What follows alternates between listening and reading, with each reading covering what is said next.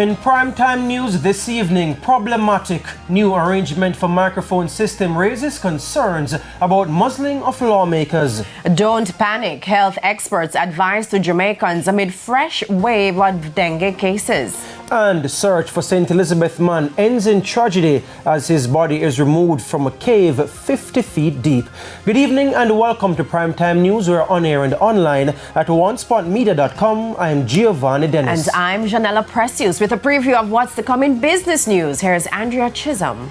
Janella, it's a Wednesday and motorists are again shaking their heads in disbelief.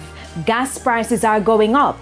And the Jamaica Manufacturers and Exporters Association have a new president. Who is that person? The answer and more later in the business day. And Jeremy Brown is also here with a preview of what's to come in sports. Jeremy. Well, thank you, Giovanni. Well, with or without Jamaica, the stage is being set for next year's T20 World Cup in the West Indies. And another endorsement deal for Reggae Girls captain. The details of these and some more a bit later on.